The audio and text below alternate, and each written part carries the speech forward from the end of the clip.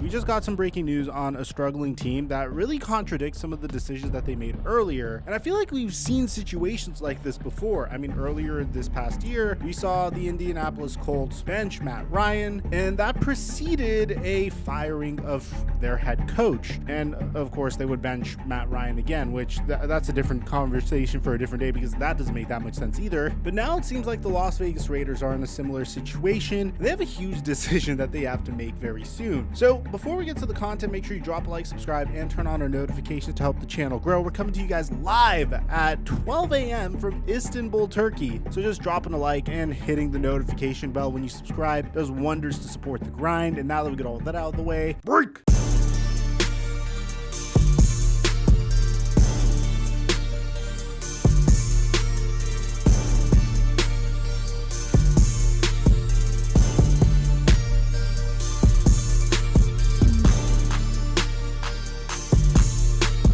Mic check 1 2 1 2. What's going on, everybody? The Las Vegas Raiders and the Denver Broncos are two teams that will forever be linked, primarily because they are part of the same division, a very competitive division, and secondarily because everyone expected them to make a major jump this year. I mean, last year, the Las Vegas Raiders were the Cinderella story of the NFL, overcoming significant amounts of adversity in the form of the tragic Henry Ruggs incident. And then on top of the Henry Ruggs incident, you of course had Damon Arnett threatening people with weapons and posting it onto his social media. And then on top of that, you had those John Gruden leaked emails that resulted in Gruden needing to resign. And then Rich Bisaccia took over. And despite all of that, they were able to make it into the playoffs. Derek Carr is without a doubt the biggest enigma in the NFL, because whenever you have a quarterback under center for 8 seasons, one would assume that you could look at him and say, hey, this guy is clearly our franchise QB, especially a quarterback that was in top 3 for MVP voting in his 3rd season in the NFL. The guy that made it to the Pro Bowl 3 seasons in a row. Now, Derek Carr hasn't made it to a Pro Bowl since 2017, but his statistics haven't necessarily been the worst either. I mean, during the 2021 season last year, he threw for 4,800 passing yards, 23 touchdowns, and 14 interceptions. He also had a 68% completion percentage. This season, however, there is no Cinderella. There's just a bunch of missed opportunities to close out games, multiple instances of horrific situational football, and a lot of press conferences where Derek Carr is crying and saying that this team is struggling to sleep at night and needs to do stuff to themselves to sleep at night, which is an interview that I'm still trying to interpret properly, but that's besides the point. Sorry for being emotional. I'm just pissed off about some of the things, that a lot of us try and do just to practice what we put our bodies through just to sleep at night. Despite an offseason where the Las Vegas Raiders traded a first-round pick and a second-round pick for Davante Adams, an individual that left the Green Bay Packers and a Hall of Fame QB to reunite with his collegiate football teammate Derek Carr once again on the Raiders, and by bringing in a brand new head coach in Josh McDaniels, in addition to signing Chandler Jones and for some reason trading Yannick Ngakoue, extending Mad Max Crosby, one would assume that the Raiders would be even better this year, and they have not been a better team this year. And it seems like at this point, the Las Vegas Raiders need to make a decision between Josh McDaniels and Derek Carr, because at this point, it seems like it's going to be either or, because at this point, it can't be both, because Josh McDaniels is officially benching Derek Carr. The Las Vegas Raiders have obviously fallen below expectations, and you could tell based upon this recent Josh Jacobs outburst. How many times can you keep talking about sort of the same things and learning the same lessons? Man, I'm tired of dealing with this shit. Like, every day I come here and bust my ass. I see the guys, bust their ass, and and the result is not there. And for me, the last 4 years, the result hasn't been there.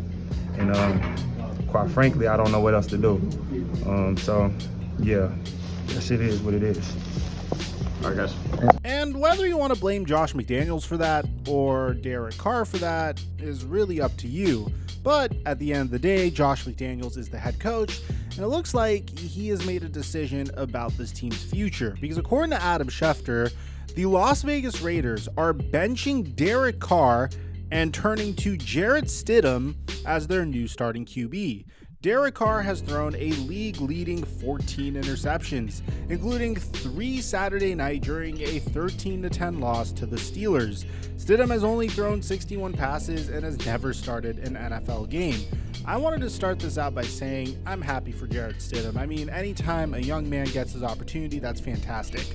And I'm not going to say that Derek Carr is a top 5 QB in the NFL. He's definitely no Patrick Mahomes. Hell, he's not even a top 10 QB in the NFL. But to say the Las Vegas Raiders miscues are on the shoulders of Derek Carr is obscene scapegoating. I mean, it is disgusting scapegoating, and I feel really bad for Las Vegas Raiders fans because it looks like ownership might choose Josh McDaniels over Derek Carr.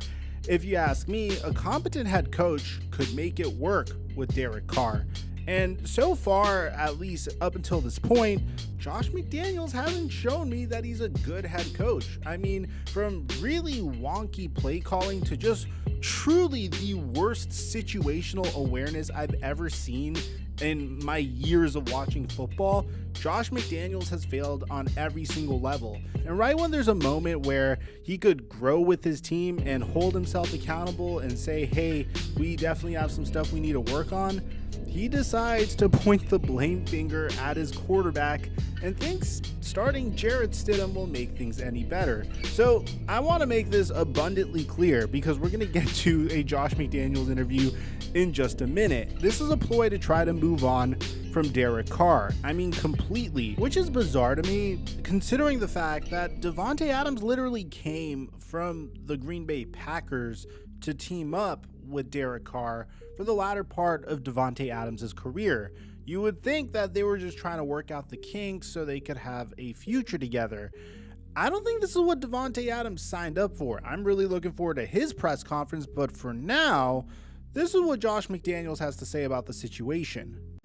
We're going to go ahead and start Jarrett the last couple games of the season here. None of us is happy with where we're at.